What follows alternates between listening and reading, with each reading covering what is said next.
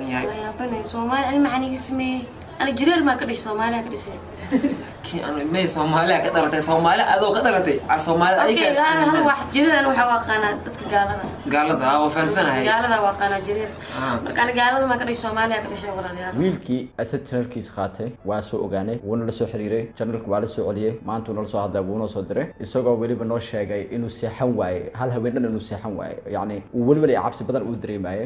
wiilku wuxuu naga codsaday in maaragtay aan shaacanin aan meelaha ku sheegin balan oo anaga aan dhex martay ahayd anagana waa yacni waa ku ixtiraamnay balantii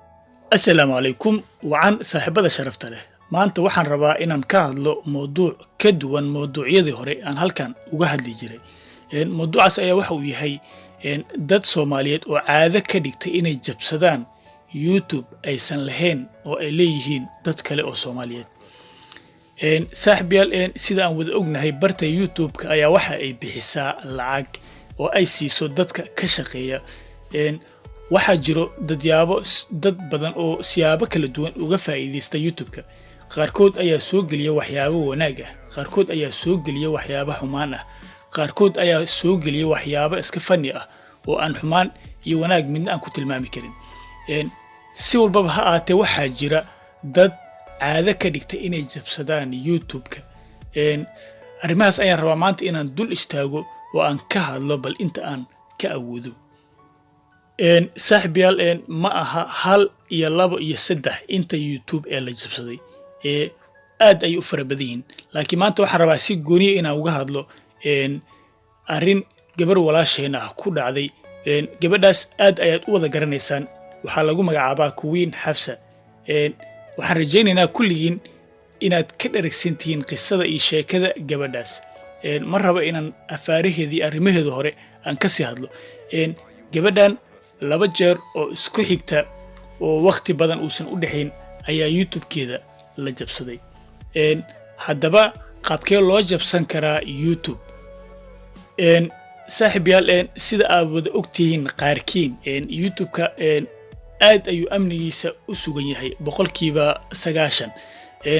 YouTube-ka kaliya waxaa lagu jabsan karaa in qofka doonaya inuu jabsado password-kaaga helo ama adiga aad la wadaagto waa kow iyo midda labaad in qofka uu taraagaray oo isku dayo password khaldan kadibna maxaa la yiraahdaa sidoo ugu celcelinayo u suurtoodo in uu geliyo numberka password-kaaga tusaale ahaan markii uu geliyo numberkaagana adiga waxaa kuu soo dhacaya fariin ku oranaysa YouTube-kaaga ama Gmail-kaaga halkaas ayaa laga furayaa adiga miya yes or not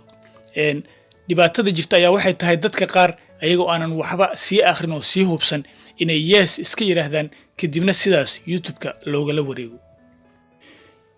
saaxiibayaal arrintan ku dhacday gabadhan Soomaaliyeed YouTuberada ah waa markii labaad inta aan anigu ogahay waxa jira muuqaal kan ka horeeyay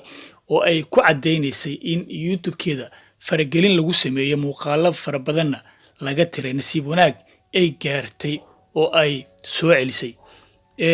haddaba sida aan wada ognahay qof walba waxa uu leeyahay qof saaxiib dhow la ah kaasi oo la wadaago password-radiisa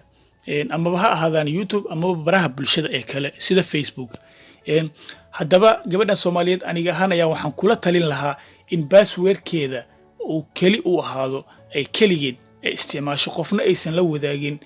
ilaahu hadduu yahay xitaa ruux ay adduunka ugu jeceshahay taasi waa midda kaliya uu amni ku noqon karo YouTube-keeda dad muuqaalo waad la samayn kartaa ceeb maaha laakiin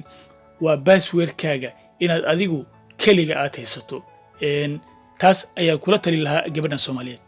wiilkii asad channelkiisa qaatay waa soo ogaanay wuuna la soo xiriiray channelku waa la soo celiyay maanta uu la soo hadlay wuuna soo diray isagoo waliba noo sheegay inuu seexan waayay hal habeen dhan inuu seexan waayay yacni uu waliba cabsi badan uu dareemayay wiilku wuxuu naga codsaday in maaragtay aan shaacanin aan meelaha ku sheegin balan oo anaga aan dhex martay ahayd anagana waa yacni waa ku ixtiraamnay balantii saaxiibayaal muuqaalka labaad waa wiil walaalkeen ah oo aad u wada garanaysaan oo lagu magacaabo Asad Hajiyo waxa uu ku nool yahay wadanka Malaysia waa YouTuber sanadkii hore bishii December ayaa YouTube-kiisa la jabsaday hawadana laga saaray wixii muuqaalo iyo fiidiyoyo ku jirana laga wada saaray nasiib wanaag ruuxii falkaas sameeyey waa uu soo celiyey youtube-kii sida ayagaba ay noo xaqiijiyeen runtii ma jiro qof samaynaya shaqo aad u badan oo isku dayaya youtube islaameed inuu jabsado isaga oo aan wax micnaa ama ujeeddo ah ka lahayn waxaan ula jeedaa qofka arrintaas samaynaya ujeeddo ayuu ka leeyahay waxaa laga yaabaa qofka arrintan ku kacaya maxaa la yidhahdaa in uu yahay qof la soo adeegsaday dad kale soo adeegsadeen oo qarash iyo lacag lagu siinayo sidaasna uu u jabsanayo youtube-ka maxaa yeelay sida aan wada ognahay youtube-ka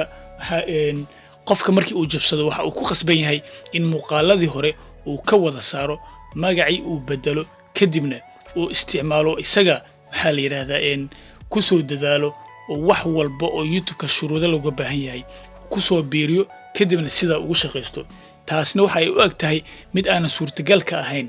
qof bartay xirfaddaas inuu wax jabsado kadibna uu qarash ku qaato saaxiib yaal sida aad daawateenba asad xaajiyo waa uu helay qofkii falkaas geystay waxayna go'aan ku gaareen in aysan shaacin oo bulshada aysan la wadaagin waxa uuna u mahad celiyay dadkii ka qayb qaatay iyo kuwii maxaa la yidhahdaa ka damqaday dhibaatada loo geystay maasha allah ugu horeyn waxaan rabaa halkan inaa uu mahad celiyo dhammaan inta ila soo xiriirtay inta ii damqatay inta ila xanuunsatay inta dhibka ila qayb qaadanaysay dhan wixii dhacay marka dhammaantiina waa mahadsantiin midin kala reebayo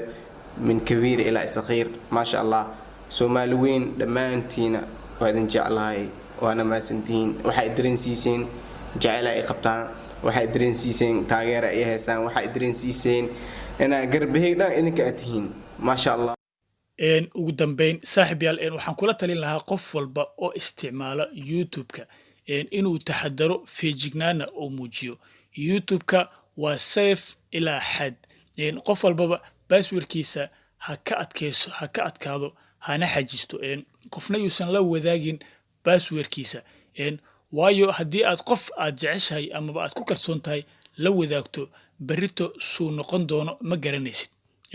saaxiib yaal halkaas ayaan rabaa inaan ku soo gabagabeeyo barnaamijkan insha allah